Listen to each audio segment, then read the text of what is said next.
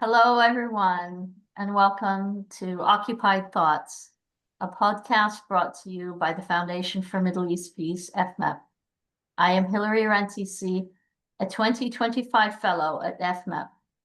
Today is September 17th, 2025. It's also the 711th day of the genocide. It's hard to go on from day to day, and I felt it was important to mark this time. 2 days ago, Israel launched its all-out military assault with intensive carpet bombing of Gaza City. And many of the residents have been forced to flee to Israeli-controlled concentration camps, overwhelmed with starvation, injuries, trauma, fear, violence, and death. I felt it was important to mark this as we're in the midst of all of this going on. And I am today going to be in conversation with friends Zehra Eman, Basman Aldirawi, and Duha Hassan Shaqaqi about a program that brought people together in Gaza to write poetry. So in the midst of all of this, people in Gaza are writing poetry. So as we get started today, first I wanted to welcome everyone. Thank you all for joining. And just starting with Zehra, who I'm proud to say, is a former student of mine and who started this program. So Zehra, maybe can you tell us a little bit about this program and the focus of Illuminated Cities, the organization that started these programs? Thank you, Hilary, so much for having us all on this podcast. Yeah, I can share a little bit about Illuminated Cities. I started it actually a long time ago for young people impacted by violence in their communities, and the program was focused on communities in the US impacted by violence. And then it expanded. And Poetry of the Camps, I started last year because Illuminated Cities is focused on free expression and using expression as a form of healing and as a form of resistance. And we focused on students in Gaza.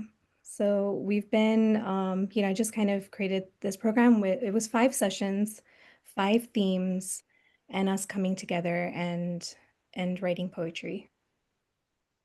Yeah, tell me the impetus behind this.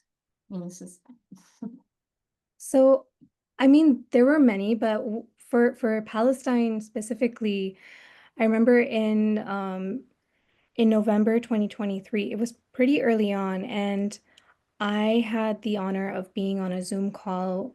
It was a group community call with Dr. Ghassan Abu Sittah, and he was speaking live on this call, joining us from Gaza from the operating room. And he said something that I have never forgotten. He said to us that, all nightmares pass, and this nightmare will pass as well. But the real war will begin when this one ends. And he said that no one who is on the ground in Gaza right now will be able to do what they're doing when this ends, and they will need all the help that they can receive. He asked the doctors, nurses, mental health professionals who are waiting to enter Gaza to be ready. And he said all kinds of help will be needed, and it will be needed for a very long time. So for me, as somebody who is not a doctor, not a nurse, not a mental health professional, I'm a teacher. Like, I was an educator and I was an English teacher. And so for me, I was like, well, what are my tools that I can bring into this rebuilding that will be needed for a very long time? And this was the program I thought could be a start. And the goals of the program were not that I was going to be teaching for a very long time. It was that how do we rebuild by training the students to become teachers? So that was very much the goal before we even started the program. That's great. And here we have with us Basman and Duha, who also were participants and are teachers in the program. And maybe if I could invite each one of you Basman and Duha first to introduce yourselves. Tell us a bit about where you're at, about your involvement in the program, and we can take it from there. Basman, go ahead. Okay, thank you, Hilary, for having us. My name is Basman Aldirawi. I'm a poet and writer from Gaza. I have been there in Egypt since before the 7th of October. I'm also a physiotherapist at the Ministry of Health in Gaza. And I was here in Egypt for a physiotherapy training, and I was supposed to return back in October 2023. Wow. And the genocide started, and then I kind of stuck here in Egypt. As I told you, I'm a poet and writer, so I was and I'm still a member of an organization called We Are Not Numbers, and through We Are Not Numbers, I have known about Poetry of the Camps. And last year I was a student with Poetry of the Camps. This year I was a part of the teaching team. And I mean the two experiences are different, but I enjoy the two experience. Wonderful, wonderful. Duha, please introduce yourself. Hello, and thanks a lot for having us with you today. I'm Duha Hassan Shaqaqi, a Palestinian girl from Rafah city. I was evacuated from Gaza 2 weeks ago. I'm now in Ireland, in Galway College. I had the pleasure of meeting Zahra and joining her program, Poetry of the Camps. Well, it's just I think life is full of surprises and experiences that you never think you will go through. And this was one of them. Writing poetry was not on my radar. That's said. But I joined the program anyway. And I was thinking oh my God, writing poetry in Arabic is so difficult and challenging. How am I supposed to write poetry in a language that is not even my mother tongue? It's not my first language. But I wrote a poem in the first session, which is something that's unexpected for me. But I felt that the program was amazing for me to write a poem from the very beginning, from the very first session. The way the session is organized and given allows you to go in the mood of writing and write everything you want. So that's it. And then you also, now you're part of the team. So first yes, you were yes. a participant, and now you're part of the team, the teaching. Yeah.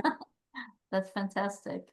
Yeah, you mentioned that there are sessions, Basman, maybe can you give us a sense of what these sessions were about, what the structure looked like, how you started, and who are, how many participants? Yeah, Poetry of the Camps, it consists actually of two programs. One, it's for the student from Palestine and Gaza, and also one for Rohingya camps students. I'm a part of the teaching team for the program of for Gaza program or Palestine program. The program consists of 5 sessions. Every session has a different theme, and we work through that theme. For example, as Doha said, for example, there is a theme called miracle poem, and you need to write a poem that consists of the statement "I'm a miracle" at the end of the poem. So we go through a presentation, and also we Zahra teaches us, even when we are a student at the team, some breathing techniques and some relaxation technique, which is very helpful actually. And then we go through some photos or some like poems we choose for the program, and then we let the student like discuss and then write. And where are the students from? I mean, as I said, it's for Palestine, Gaza. So most of the students are, I mean, like all of the students are Palestinians, but they are from like different areas, especially now due to the genocide and the war on Gaza. I mean, like there are some students who are still in Gaza, and some other Palestinians like myself who is now in Egypt or in different areas as well. Yeah, So so that they are all Palestinians. yeah, and how many would be in sessions generally, or did it change from one to another? I mean, last year it was about like the program was like smaller, so it was about like 5 to 10 person each session. This year, and with I mean like around 15 people applied for the program. This year is about 60 application, which is Amazing. yeah, huge difference. And also each each session, it's around like 15 to 20 students as well. Also, it depends on the connection as well. Sometimes we understand that many of the students from Gaza can't like join because of the lack of internet, the whole situation around them. But I mean, like what one of our motivations was that the students were really want to be with us and want to be a part of the program. They like even in one session we like watched many students try like many times to join again and again, even when the connection is not stable as well. I Yeah. echo what Basman said, because at some points I felt that I need the session. I really need the session because it was like 1 hour that will allow all the chaos and all the horrible scenarios in my head to just stop and just be at the moment, surrounded by lovely people, doing something that I love and enjoy. Yeah. Do you remember your first session, Duha? Yes, I remember my first. What was that session? Well, the first session, the theme for the first session was to talk about yourself, saying, I am a miracle. So to talk about yourself as if you're a miracle. Yeah. I started writing and I wrote the first poem. And then after finishing the session, I went to Zahra and asked her, so is this poetry? Is this a poem? She was like, yeah, you wrote poetry. That's wonderful. Yeah, I want to hear more about this, but maybe I know there's a few other sessions we want to hear about. And then before we move on with some of them, maybe Zahra, can you tell us a little bit about the colorism theme? I know you have one of the themes for the sessions was on colorism. And so introducing that concept, and how was it received? Yeah, I think as a teaching team, we had a hard time with this theme. It was a challenge, but the intention behind having colorism as a topic was to have students think about how colorism was a tool of occupation, of slavery that endures, right? Long past those, beyond occupation. And so as we are in a space, in a classroom space where we are dreaming of freedom, these are things, these tools and weapons of war that are psychological, that are, that create public health outcomes even to this day. I really wanted students to be aware of these, tools of war used by occupiers, used by occupying powers. And so that was, I mean, it's a challenge, right? How do you translate that into a Gazan context where there are so many weapons of war being used at the same time? So we wanted to open it up to the students, but I think it was a hard one to teach and translate and have so we've talked about how we're gonna do things, you know, a little differently in the future. So that's always a conversation. We would have debriefs right after each session. Yeah, because you've done these types of sessions with so many different groups. This group is in Gaza, but you also have poetry of the camps in Rohingya, and you've done this also with students in the US. So I'm sure for each one, the context changes. But yeah, it's really wonderful to hear about this. I wanted there, I heard that you did also a session after the assassination of Anas Sharif about with the and several other journalists. And I'm wondering if Basman, could you tell us a little bit more about that session? How did it go? And how did you think about designing the session for that day? I mean, it's a very difficult topic. Yeah, I mean, like one of our themes was about the homeland and what does homeland means and what does when you have what the term homeland brings up into your head as well. And usually we use like one of the tools that we use is visual arts and photos and so, and it happens that this session was directly after the assassination of Anas Al-Sharif.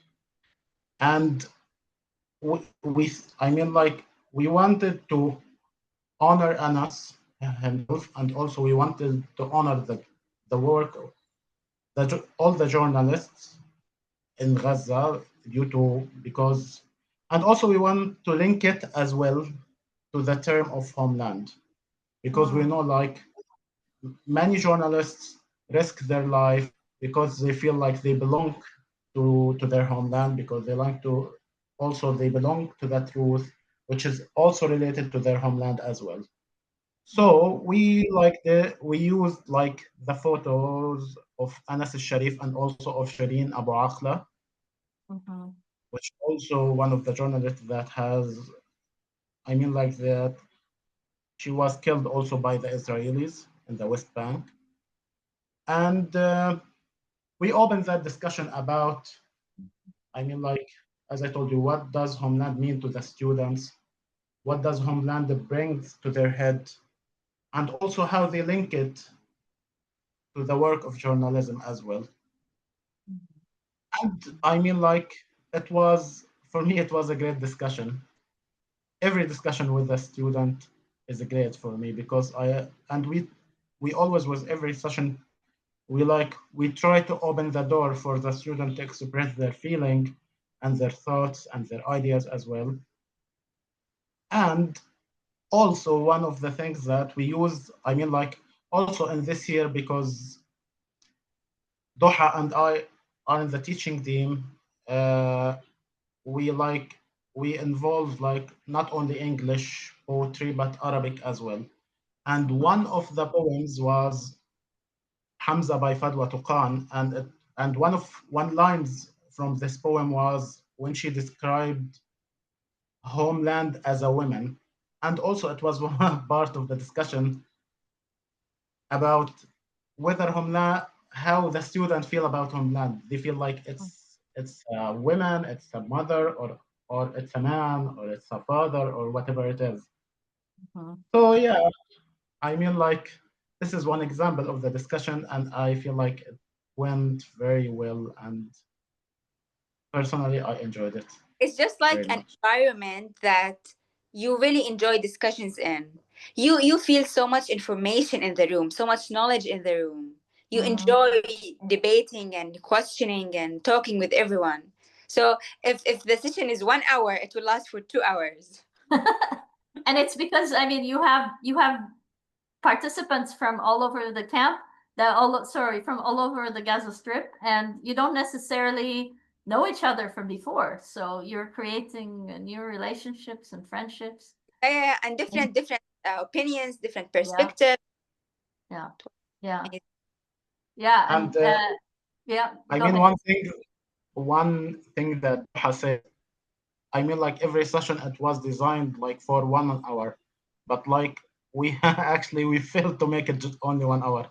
It always exceeded that time. I mean, like we always like go for 1 hour and a half, like to 2 hours. It depends on the discussion itself. We Not never 2 hours, not started. 2 hours. Okay? Don't do that.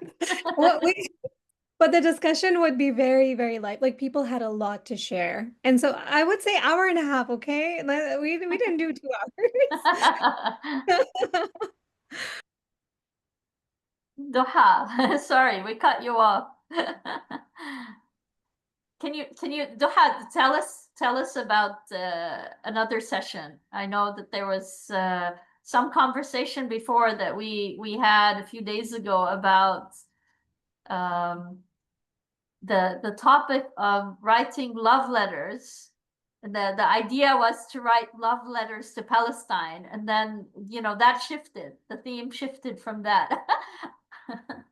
Well, last year it was still love letters to Palestine, okay?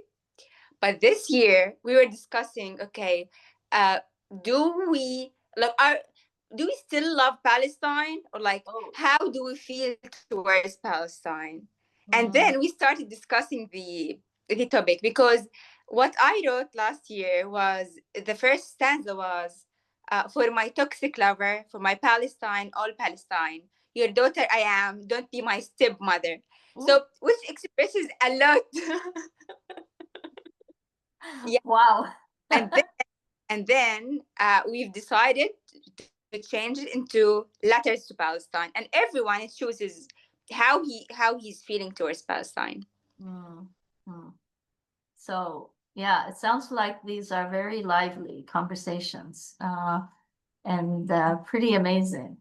And I can only imagine the poetry that's coming from these sessions, both in Arabic and in English. I also know that in addition to these sessions, I know Zahra, because we've been in conversation a lot the last 2 months, especially about the one-on-one sessions you have. You opened up sort of students, can you reach out to you to have one-on-one sessions? And those are also very rich. And I wish we could have hosted so many more people in this conversation. But I know that some of them have messages that they wanted to share during this podcast, and also an opportunity to share, a broader range of experiences. And wondering if Zahra, can you tell us some of the stories of from some of the other participants in the program? Sure. Thank you, Hilary, for asking. We basically realized that I was getting a lot of messages one-on-one from students, and their poetry needed, we wanted to go through their poems. But really, I wanted to see how they were, get to know them. And that was the intention behind the one-on-ones. And so I was really naive in the beginning, because I was like, oh, they're going to be, half an hour long. No, these sessions have been hour and a half to 2 hours, if not more. And they've been deeply moving. And yeah, the first student I'll tell you about is a student named Amna. And before I have a one-on-one, I read all of their poems beforehand as well. And then we go through them during the session. And the first poem that we read by Amna was about it was the miracle poem, right? And it was about her experience of being under the rubble and surviving it. It was so difficult to read for her, but it was very, so we went it was very important, I think, to go through went through every word, every line in detail. And then, we went through another 5 or 6 of her poems, and then we got to the last poem.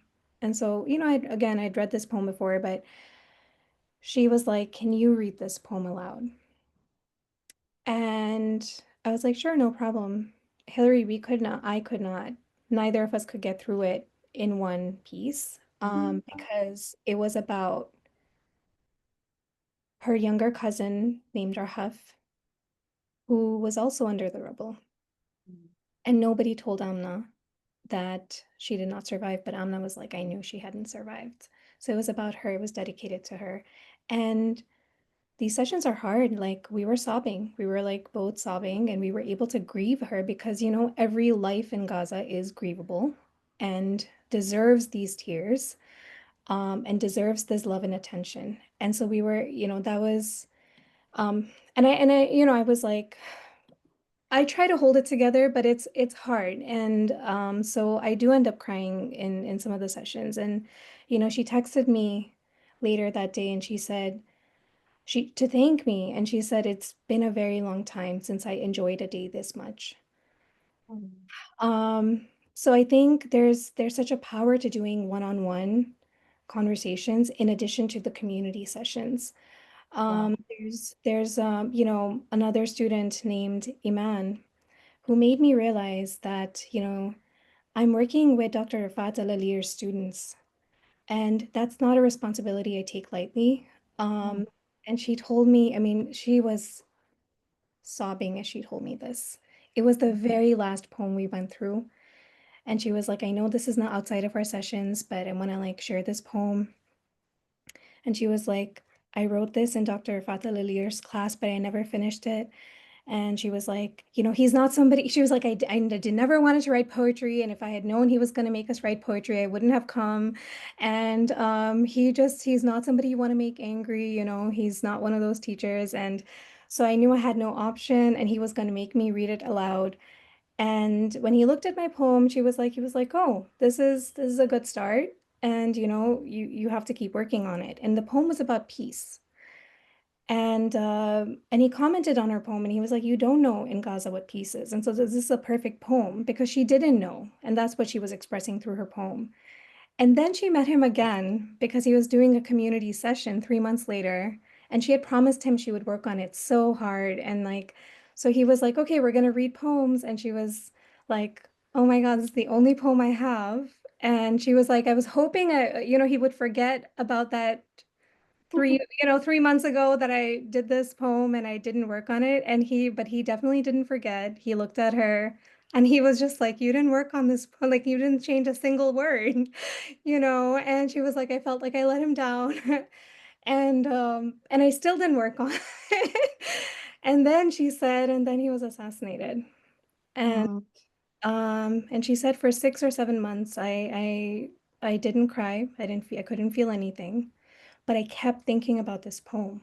And I kept trying to write down every line I could remember of this poem. And she told me, she was like, I've been trying to complete this poem for such a long time. And she was like, I need to keep writing. And she was like, I love this program because it encourages me to let go of my, you know, perfectionism and just write poetry that is the way it is. It's imperfect. And, you know, she ended up winning an award that was created in honor of Dr. Refaat Alareer's first death anniversary. And so I think it was such a, you know, so she's actually one of the students who really was like, can we please continue the classes beyond these 5 sessions? And we will. So that was, you know, that was from her. In general, I just want to say, like, you know, I constantly worry about our students. That we have a lot of students who are in Gaza City, many of whom have said, we're not gonna leave. We're just gonna stay and try to survive this somehow. Or you know, pray for us. And often in these sessions, there's connection disruptions. I can hear the drones. They can barely hear me sometimes. This is just how the sessions go. Um, you know, and one of the one of the students that I want to tell you about also, she was one of the first people to sign up for a one-on-one. And then she didn't join. And so I texted her. I was like, hey, how are you? Is everything okay? Like, well, nothing is okay, but you know, I was checking in with her. And she said, you know, I'm really sorry, Zahra. I don't know if I can join because my best friend of 4 years was martyred. And I can't, like, I'm having a really hard time. And so we continued to check in over text. And, you know, I just asked her, I was like, tell me about your friend. Um, and I shared a poem with her that had helped me when I had lost somebody. And it was by E. E. Cummings called I Carry Your Heart With Me. I Carry It in My Heart. And she said she really loved that poem. She said every time I read more of it, it helps. And then one day she wrote a poem about her best friend. And if it's okay, I would love to share it in her voice, because she sent me a video of it. I was like, I would love to hear this in your voice because there's such a power to reciting the recitation of the poem. Yeah. So let me play it for you.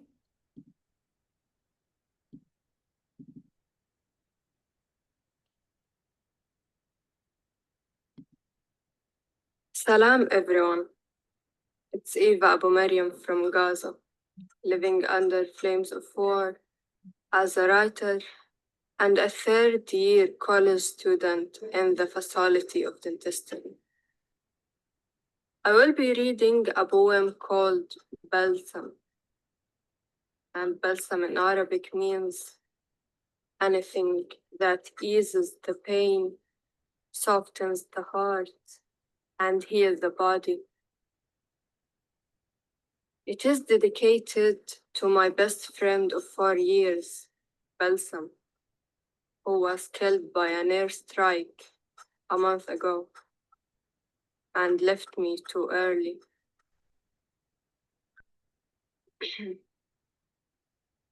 Rise from death, you alone, rise. Walk me through the heavy days of war. Walk me through its fog. Be my balm of the soul.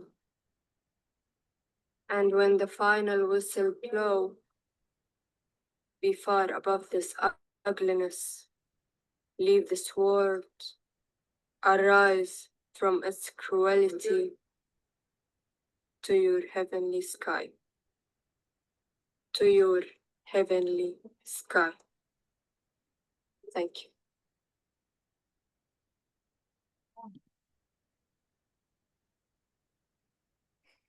Oh, Sahra, thank you so much for sharing. It's powerful. We'll include the words of this poem as well with this podcast for those who want to read it again. So, so powerful. And Zahra, I think you were trying to reach her before the podcast. Do you know what news you have of her? So now the messages are not delivering. This happens often because the connection is so bad. But she messaged me and said, I'm so sorry to respond late, but she was displaced again. She's now in the South living with family members, like more family members. And I was just trying to follow up and ask her, you know, everything is very uncertain. And so I was just trying to ask her more questions and see how she was, but she was just updating me on that. Yeah. So lots of the students are also continually being displaced, yet they're somehow finding solace by connecting with you, by connecting with others. Just speaks so much to the importance of this community and the importance of having an avenue to express and to share and to share your anger, your grief, your joy. I mean, Duha, you also spoke about what it meant for you to be part of this. And I was wondering if you could share about your last session. Well, Hilary, it's also means a lot to be heard. Yeah. There are people who care about you, who hear you, who feel you. Like they don't technically feel you, but like they show empathy, they tell you that I'm here for you. And this is very important. Like me personally, I was displaced 10 times.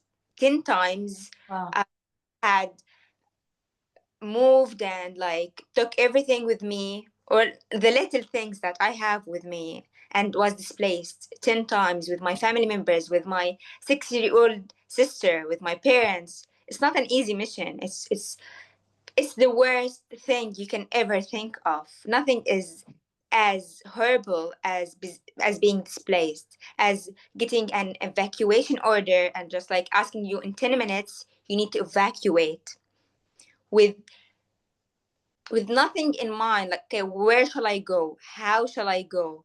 When many horrible questions, many horrible scenarios will be just going back and forth in your mind. So it's not an easy mission at all. And now your family are where, Duha? My family now is in Del Balah.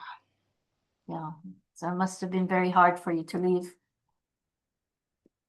It was it was the most challenging and the toughest decision I've ever made.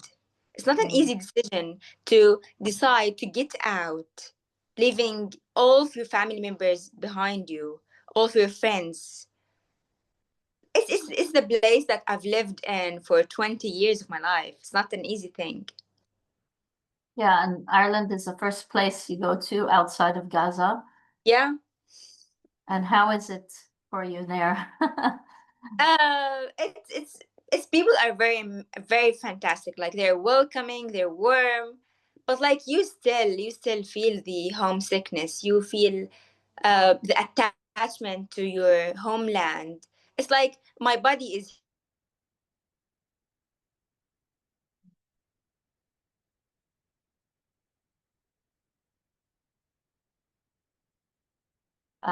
We've lost you, Duha. Okay, hopefully you will join us again. Zahra, can you tell us a little bit about the session you had on freedom, and then maybe Zahra can Duha can chime in also about her thoughts on freedom, especially now. Zahra, you're muted. Oh, sorry. Sure. Yeah, one of the things about the final session, it's called Huriye-Azadi-Freedom. And one of the reasons I used 3 different words for freedom was because our liberations are intertwined, and we really wanted to like make sure that was conveyed. But what I'm thinking of in relation to Doha is for this session last year, Doha wrote this poem called I Had a Dream. Mm. And some of the lines are, I may remember them. I had a dream. I went back home, slept on my bed, felt warmth again. I had a dream. I went to college, nagged all day how hectic it was. So this is the first part of the dream. And I think as she's describing the extreme difficulty of being evacuated and severed from her family. I think at the same time it kind of gives me chills because this is also part of her dream being realized. And the poem is beautiful. It continues on, and it's a dream for Palestine as well, right? And so I think a big part of that session and all of our sessions is dreaming and believing in the dream. And I think Doha, to me, is this example of somebody who had a dream and is living it out right now. And there's something really, really powerful about that. Duha, how do you Well, feel? yeah. Like I've never imagined, like I was talking about it as a dream. So I've never imagined that I will be here, I will enroll in college, I will be in a safe place.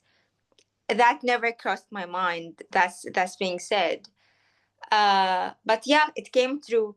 And since this came true, I hope the rest of the poem just like uh, gets achieved. I just hope so. Or like I've started to believe that some dreams come true. Yeah, I mean, it gives us hope. We have to hold on to hope. And Duha, you I've not are our hope. you. And Basman, you are our hope. As you keep writing, as you keep sharing your dreams, and our prayers continue with your families back in Gaza, and with everyone in the program who is writing poetry, who's sharing their dreams, and we hope they will continue to write poetry. I'm sure they will. Before we end here, wondering, do you have any final reflections or thoughts you'd like to share with our listeners? Well, there is something actually. We've talked a lot about the first session, which is I Am a Miracle. I love that theme a lot. But I want to stress that we are not miracles. We are humans. We are normal humans. We have feelings. We get sick. We laugh. We cry.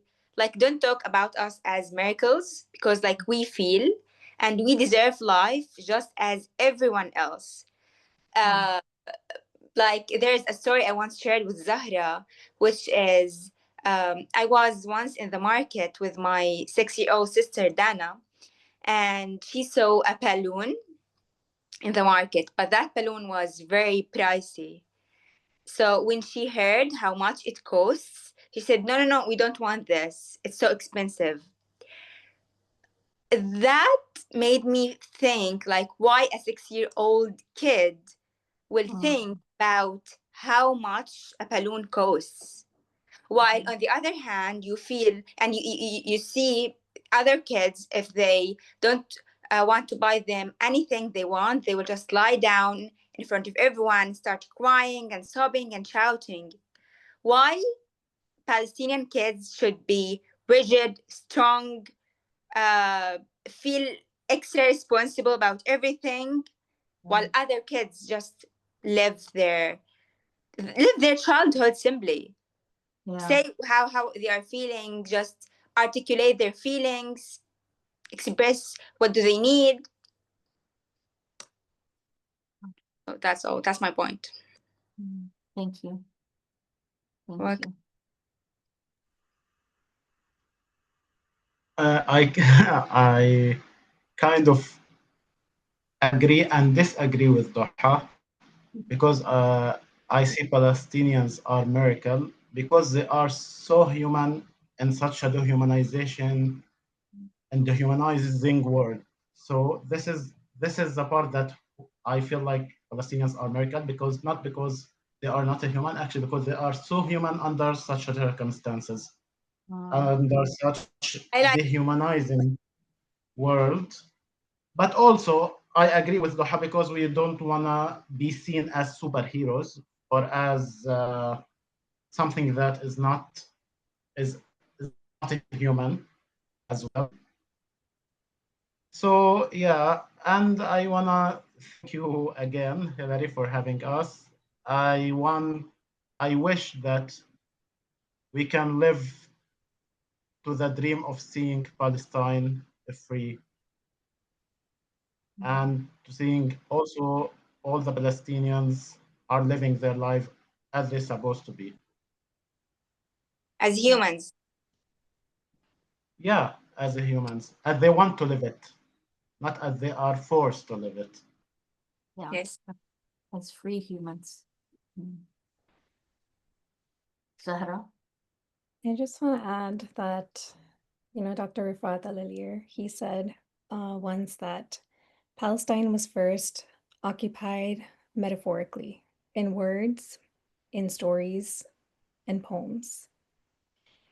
And if we're going to unoccupy Palestine and we're going to reach towards freedom, which I very firmly believe in,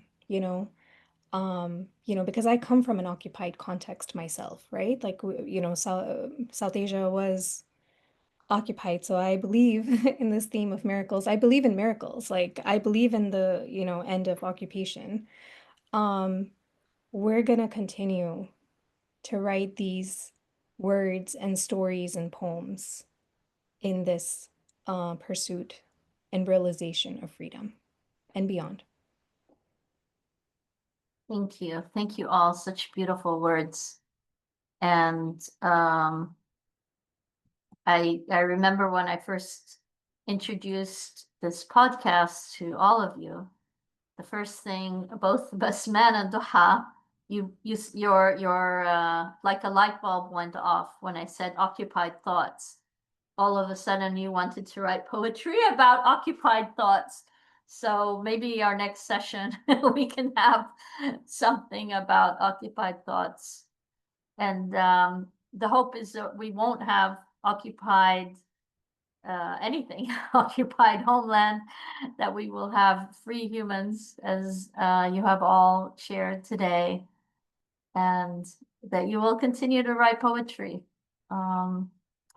Thank you all for this conversation today. Thank you for sharing your stories, your poems, and your dreams.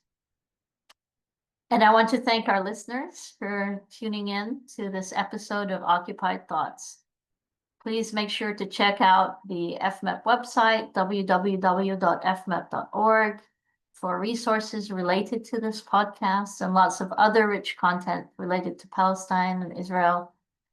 And please make sure you're subscribed to this podcast to stay up to date. You can find us on iTunes, SoundCloud, or Spotify. And you can also watch video versions of our podcasts, including this one, on YouTube. Until then, until next time, I'm Hilary Rantisi signing off for the next episode of FMEP's Occupied Thoughts. Thank you, everyone.